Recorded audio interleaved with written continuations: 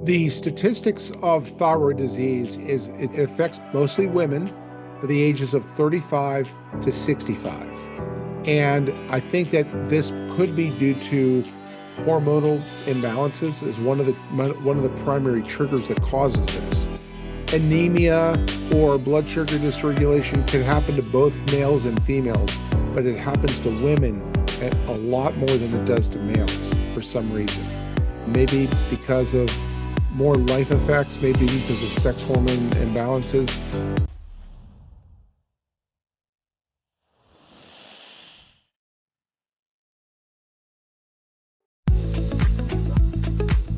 Hi, I'm Glennis Woods Mullins, and I love to help women to vibe, to be more vibrant, intuitive, beautiful, and empowered in midlife. So come on, let's vibe.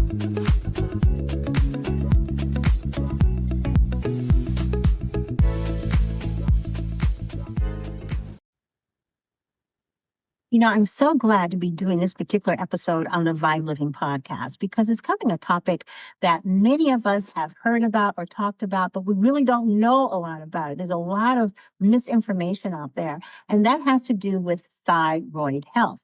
I have my own personal story about thyroid health. My husband had thyroid cancer and inevitably had to have his thyroid removed, and now he's in the process of going through radiation and recovering from that. And I don't think it necessarily has to go that route. There's all kinds of different issues that you might have with your thyroid. And that's why I'm so glad that I have with us Dr. Kevin Smith. He's a board certified functional medicine practitioner with a vast level of experience, clinical experience, and has been in practice since 2001. One of his specialties, one of the things that he has a lot of experiences with, has to do with the whole issue around the thyroid. And Dr. Smith, I am so glad that you were here today. Thank you so much for being on the V.I.B.E. Living podcast. Thank you for having me today. It's an honor and a privilege to be here. Thank you. I'm so glad you're here because a lot of women talk about the thyroid, but they sometimes, just listening to them, I can tell they've been misinformed in terms of what the thyroid is and how important the thyroid health is to their overall hormonal function. So if you could give us thyroid 101, what is the thyroid? Why is it important? And also I have a couple questions after that. Let's start with that. Okay, so the thyroid gland is a small endocrine gland that's shaped like a butterfly. It's in the front of your neck, right below the Adam's apple, above that little notch in your neck. And the thyroid makes thyroid hormone. It makes T4, which has 4 iodines attached to it, and T3 that has 3 iodines attached to it. That's how they're named.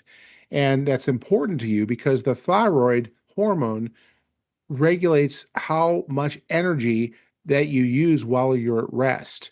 And every single cell in your body, all 70 trillion cells of your body, has on it a receptor site for thyroid hormone on the cell wall. And so the thyroid gland can be thought of like a gas pedal in a car. If you step on the gas, the car is going to speed up.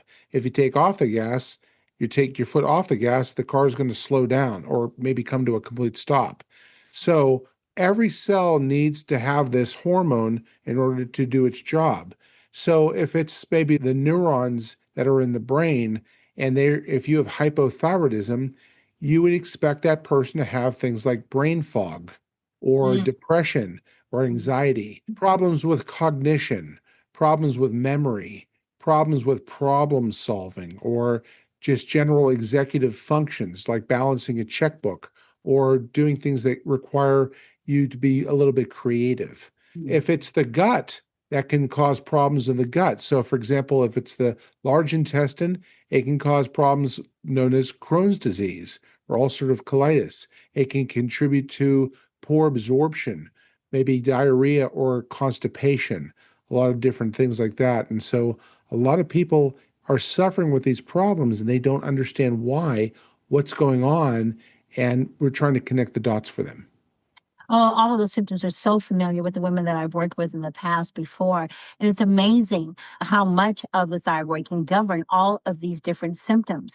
So the question would be, if you suspect that you have a thyroid issue, what's the first step? What is it that a woman should do to find out whether or not she has the issue?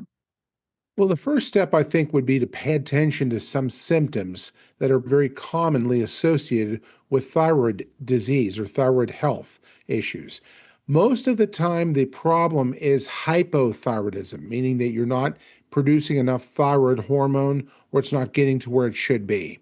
That's 97% of the time. Another issue is you have hyperthyroidism, where you have too much hormone getting to where it should be. That's also known as Graves' disease.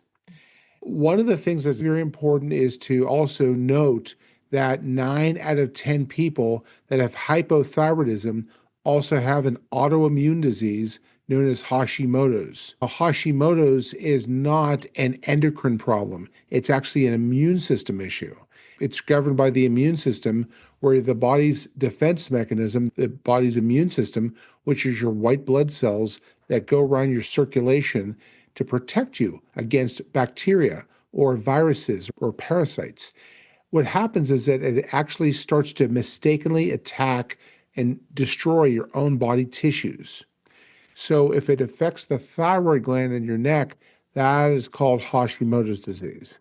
Interesting, which basically means that your body is seriously inflamed if you have Hashimoto's.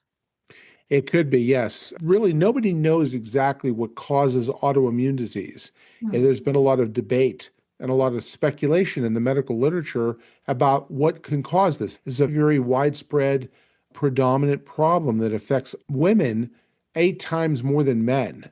And that there's about 30 million people that are in the United States that are being affected by this problem. It's not everybody, but it's almost everybody that has hypothyroidism has Hashimoto's disease. 90% of the time, that's going on. Interesting. How do thyroid problems start? It could be because of autoimmune problems, or it could be because of what I call triggers. And triggers are things other than autoimmunity that can dysregulate your thyroid. It can cause problems. These are things like anemia, blood sugar problems like insulin resistance or type 2 diabetes. It can be caused from cortisol problems. That's a stress hormone that regulates your body's fight or flight response.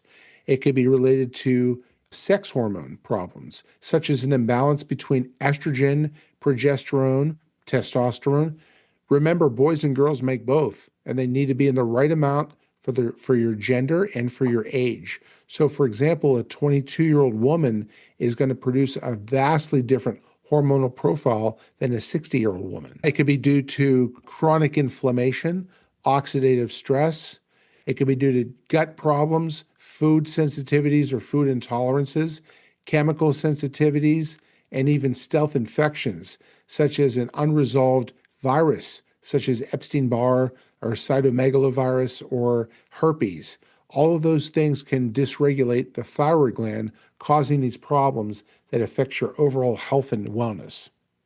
Now, I understand that sometimes you can be genetically predisposed to having this condition, but from an epigenetic standpoint, what is it that someone can do to try to keep from falling into that category? There's a lot of things to unpack there. First of all, we want to define the difference between genetics versus epigenetics. Yeah. My knowledge and my experience has been that it's about 95% environmental or lifestyle based, I and only agree. about 5% genetic. The researchers have opined that it's due to mostly a life effect that affects your body somehow. For example, the birth of a baby, a divorce, the death of a parent, a big move, a new career, something really impactful that affects the body. And all these triggers that I mentioned before, all of them have a role to play, and all of them have to be tested systematically to find out if they are contributing to the problem or not. That sounds like that's a lot of trauma that's involved in that. It could be, yes. It could be due to trauma. There's no doubt. For example, if a person was involved in a car accident and they suffer a lot of injuries, that can cause later on in life autoimmune imbalances and dysfunctions. And there's nobody really knows for sure what conclusively causes this. But that one explanation that I've heard that makes the most sense is that it's due to some kind of a life effect that happens in the body. Interesting, because I know the body does keep the score when it comes to the traumas that we experience. And sometimes you don't ever see the impact until later when it presents itself. And you're thinking it's Right. thing, but it actually could have been something a long time ago that started that process of getting to where you are now. Now, it seems to me that a lot of midlife women seem to be impacted with some kind of issue with their thyroid. Why is that? The statistics of thyroid disease is it affects mostly people, mostly women, the ages of 35 to 65. And I think that this could be due to hormonal imbalances is one of the primary triggers that causes this.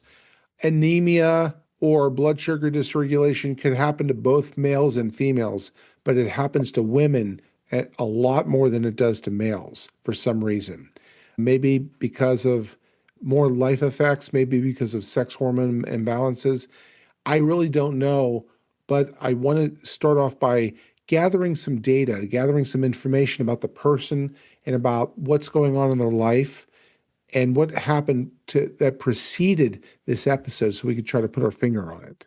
I love that you said that because I think that's so important to get a full, holistic viewpoint of the person who's going through these symptoms instead of just taking a look at the symptomology and not taking a look at the overall person. And is that one of the things that sets you apart as a functional medicine practitioner? There's a lot of things that set me apart. There's two broad categories of healthcare or medicine that you can pursue. Traditional medical healthcare is called allopathic healthcare. That's what medical doctors do. And the job of a medical doctor is to chase after a symptom, usually in the form of a chemical or a drug. So, for example, if a person has high blood pressure, they're going to want to try to regulate their blood pressure and bring that down, usually with an antihypertensive medication or a water pill or something. If you have low thyroid symptoms, they're going to give you a hormone replacement drug like Synthroid or like levothyroxine. The functional medicine doctor, however, it asks the question why? Why do you have low thyroid disease? Why do you have high blood pressure? What could be contributing to that? So, asking those types of questions requires another layer of digging and it requires more detective work and significantly bigger panels of lab testing to figure out what's going on. Medical doctors typically, when you go see your primary doctor or you go see an endocrinologist, when you walk in their door, they're going to order a very narrow bandwidth of tests in order to arrive at a diagnosis, in order to prescribe a drug. In other words, they're going to do whatever the insurance company dictates to them that they Whatever will the pay protocol for is. Yes. that they will pay for. Now, by the time you even walk in the person's office, your treatment plan has already been predetermined for you.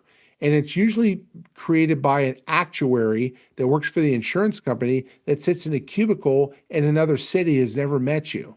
That's frustrating to medical doctors because they go to school to learn all this stuff, and yet they're not in the driver's seat that the insurance company is. Right. The functional medicine doctor works outside of that box. So the functional medicine practitioner, in other words, they're going to order a lot more lab tests to understand and appreciate the entire metabolic landscape. For example, if you go to your primary care doctor and you get a thyroid panel, they're typically only going to do a TSH test. That stands for thyroid stimulating hormone, and that's it. That's all you're going to get. Maybe if you ask nicely and you wink at them a few times, you'll get a free T3. When I order thyroid tests, I order 10 different thyroid tests. It's because I want to see what's going on all throughout the entire pathway. The thyroid physiology starts in the brain, and you have to have a sufficient amount of serotonin, dopamine, oxygen, and glucose to make the machine work correctly. And the thyroid gland has its own requirements. Then there's the liver, the gut, thyroid binding globulins, all kinds of stuff going on to see where the breakdown could be occurring and where you need to focus your attention to that area. That's important because Of all the people that are been taking hormone replacement drugs like Synthroid or levothyroxine, only 17% are going to be corrected by those drugs. The other 83%, it's not going to touch the problem. Would that be because of the fact that the traditional doctors are treating for symptoms and not causation? Partly, but they're also focusing so hard on TSH and T4 regulation. And if the breakdown is occurring outside of that loop, they're not looking at all the components that are driving the process. So, for example, what if the problem was further up the brain? What if it's not in the pituitary gland, but in the hypothalamus? What if it was a problem in the gut, or a problem in the liver, or a problem transporting your thyroid hormones to the target tissues? What happens at that point? What happens if you have chronic inflammation and the receptor sites are being blocked by inflammatory cytokines? So you can make plenty of hormone, you could transport it correctly, but if it can't reach the target cells, or if the cells are being blocked by other things that are caused by chronic inflammation, you have a major problem right there. Okay, so sometimes it's not that the thyroid isn't producing what's necessary, but sometimes it's the navigation in terms of how it gets to where it needs to go that can be a problem. Yes, exactly. I'll give you an example. Thyroid binding globulin is a carrier protein that transports thyroid hormone to different destinations. If you have too little or too much thyroid binding globulin going on, that can cause your thyroid not to produce sufficient amount of thyroid hormone to get to the target tissue. And the reason for that is because you may have a problem with estrogen. Guess what causes estrogen problems? Cosmetics. Guess who wears a lot of cosmetics? That's Women. always been such a misnomer to me. The people they create these cosmetics for are for women, and they're full of estrogen blockers. Exactly. So if you're taking a endocrine disruptor or a blocker of some sort and it causes your estrogen levels to plummet, that can cause down the road problems with transporting thyroid hormone to different cells, causing these problems. That's another reason why you need to be very mindful of what kind of products that you're exposing to. What kind of products are you putting on your I've body been or in your talking body? about that a lot with my community on another platform about the importance of what we're putting on our skin, which is part of the microbiome. And so much of our makeup and everything is toxic. As I sit here with makeup on my face, so much of it is toxic. What I did do, my trade-off was that I have a non-toxic skincare regime. And I don't wear makeup every single day. I only wear it when I'm meeting with people like you. I'm not saying that you can't wear makeup, but you got to be very careful what Yeah. kind that you actually use. There are makeups that don't cause a really big deal as far as increasing or decreasing your estrogen response. Some of the commercial brands, Maybelline, all these different things, they can cause it, stuff that you typically buy at a drugstore. Right. But other types of shops have emerged that sell more natural brands that are not as destructive to your body. And sometimes they cost $1 or two more, but you get what you pay for. And it's also worth an investment not to have these other problems down the road. I so agree with you. And I found a brand, and for all of you V.I.B.E listeners, I'm going to go ahead and attach the link to the brand that I've been using that is toxic free and definitely something you might want to take a look at. But I have another question for you. Once someone has been diagnosed with an issue with their thyroid, what is the step that you take? I know you take the testing and everything else, but in terms of treatment, what is it that you do that is different than what an MD would do in terms of treatment? So the typical path, what happens with thyroid issues is that they're going to give you a hormone replacement therapy. And typically that comes in the form of either Synthroid or levothyroxine or Cytomel or Tyrosint or some other kind of brand name therapy.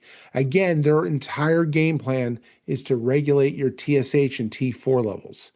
And what's going on with that is that TSH and T4 have an inverse relationship with each other. So when TSH is going up, T4 is going down. So they're going to order a TSH test to find out what's going on. If the TSH is too high, that means that the T4 is too low. And if you have high TSH levels, that's an indication of hypothyroidism. So they're really focused on controlling that loop between TSH and T4. An analogy that I can use for your viewers is if you ever drive your car down the road and the light comes on the dashboard saying that you have low fuel, that means that a float device in your fuel tank has reached a certain threshold and that triggered electronically a light to come on your dashboard says you need to get some more gas. You need to go to the gas station. So you go to the gas station and you fill up your tank with gas. The gas level rises up until the point where it shuts off that emergency light on your dashboard. You can Wow. think about T4 as the gas in your gas tank and TSH as the light that comes on. So when T4 is coming up, TSH is going down. When T4 is going down, TSH is going up. So they're inverse relationship with each other. And I They're would not, imagine, I'm I'm sorry, go sorry, go ahead. ahead. Go ahead. I was going to say that it doesn't factor into other areas. So, for example, 94% or 93% of T4, 90% of the hormone coming out of the thyroid gland is T4, 7% is T3. That's a problem because the T3 is the active form of hormone that your body actually can use. So T3 goes into the circulation, goes out of the thyroid gland, goes into the circulation and does its job energizing a cell. T4 is biologically inert. It doesn't do anything. So the body tries to recapture T4 and convert it back into T3 again by snipping off one of those iodine molecules. And it does this in the liver, and then it does it in the gut to make T3. So in other words, you have to have a healthy liver and you have to have a healthy gut in order to make plenty of T3 for to do make the mechanism work. And at no time does the medical doctor ever consider thyroid physiology in the liver or in the gut. And that's where a lot of this takes place. So, Wow. for example, the thyroid gland can make plenty of T4, but if you can't convert it into T3 in your liver, if you're having a problem there, that's called underconversion. That's a major problem. Or if you have a problem in your gut, you have a problem with converting T4 into T3 in your gut. So in other words, you have to pay attention to the health and markers of the liver and the gut. So one of the things that differentiates me from your GP is that we look at the entire mechanism and pinpoint exactly where the process could be breaking down and give you some help in those areas. So in order to do something like that, then I would imagine your program differs based upon who you're working with. Yeah, medical doctors, this whole business of thyroid physiology in the medical circles has been the same since 1965. And while the names of the medications and the names of the testing may differ a little bit, it's the same type of a thing that's going on for about 60 years. And so you need to really break outside of that box and look at this from a bigger standpoint of view. So I will order a foundational lab test. It covers about 63 different lab markers to find out what's going on and cover as much ground as I can. There's no one lab test that's going to give you 100% of all the answers that you're looking for. You can't get that from any one lab test. I'll start off with blood and urine testing, and then from there, maybe progress to checking your if you food sensitivities, if you have problems with digesting dairy products, beef products or meats or vegetables or fruits, and where are you having this problem? A lot of people have problems with things that they've been eating for years or decades, and they never realize what's going on. So on Monday, you could eat something, and on Thursday, you get a migraine, and you can't figure out what caused it because so much time has passed between the onset of the Mhm. problem and when it actually materializes. the tests that we do are very sensitive. So we can pick up on these problems and figure out where they're coming from long before the medical doctors can, because they're using old, antiquated testing techniques. Yep, believe me, you're preaching to the choir when it comes to this. And this is the very kind of conversation that I had with my husband in terms of the difference of going to the traditionally trained doctor and a functional medical practitioner. But some people, I always say, horses and water. You can drag them to the water, but you can't make them drink. But I do know the difference between the two. And one thing that's interesting, I know you're on a podcast, so I know you provide your consultation virtually. Sometimes, yes. Sometimes we do it in person. So if they live I'm broadcasting from Pittsburgh, Right. Pennsylvania. So if they're in Pittsburgh, they can come see me and we can sit down and talk about their problems. Well, If they are not here in locally, California, we like can still do health coaching through Zoom or through a phone call. okay. And you can email me your lab tests, or we can have lab tests drop shipped to the person, even if they live in Texas or Oklahoma or Mhm. Florida, far away from me, I can still offer you some help. Yeah, and I think that's good for people to understand because that's the other thing that we're so used to the idea of seeing our practitioner or a doctor face to face. But COVID taught us that doesn't necessarily have to be the case. There is a way that we can still get the expert advice and treatment that we need, even if it's not in our locale. Now, I know you have a book that you've written and a second book on functional medicine that's scheduled to be released later on this year. Can you tell us a little bit about that? Yeah, the book is titled Metabolic Solutions, and it talks about the different things that can mess up your function, mess up your life, cause different weird, mysterious symptoms that nobody can really pinpoint and figure out. When you go to see your family doctor or your general practitioner, they know a tiny little bit about everything. So they see everything in their office, everything from the common cold to cancer. And so they don't have a lot of deep domain expertise in any one thing. I'm a specialist. I work with chronic conditions and I work with people that have these problems that nobody else has been able to figure out. So it's a mystery. So I want to start off by gathering some information about their general medical background, what they're dealing with, all the different symptoms, their different drugs that they're taking. And then after that, we give them some questionnaires to fill out. One of them is a metabolic questionnaire, and that looks at things like your gut, your thyroid gland, your liver and gallbladder function, the adrenals, sex hormones, all these different things from there. And then we progress on to looking at your neurotransmitters, things like serotonin, dopamine, GABA, acetylcholine, and see all these different chemical messengers that regulate things like your mood and your ability to problem solve and stress responses and all these things from there. And then from there, then I generally will say, I think that we need to start off by gathering some general information by looking at foundational lab testing. Let's look at your blood and your urine first. And then from there, we'll have a better understanding about how severe your problem is. And then I can give you some advice as far as what I think you need to do after that, as far as testing, either for things like hormones or autoimmune disease or blood sugar problems or your iron cycles, looking at different anemia patterns, things like that. Everybody's a little bit different. So this is not a one size fits all approach. This is a very customized, patient centered, personalized approach to healthcare. So my recommendation is if you want to find out what's going on, go see your primary care physician first and get that out of the way. And if you're still not happy with where you're at, with what's going on, then come see a functional medicine practitioner and let them take a look. Let's look at this from a different perspective. I love that idea because traditionally trained doctors are skilled in diagnosis.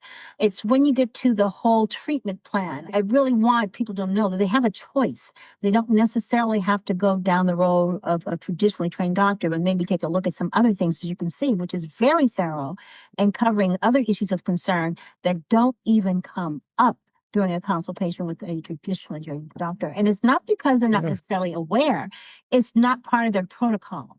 It's not what the Yeah. insurance companies will pay for and approve. Well, just like there's more than one way to cook an egg, there's more than one way to fix a health problem. Drugs are one option. It's not the only option available to you. There's all kinds of other ways to try to improve upon a situation or correct it.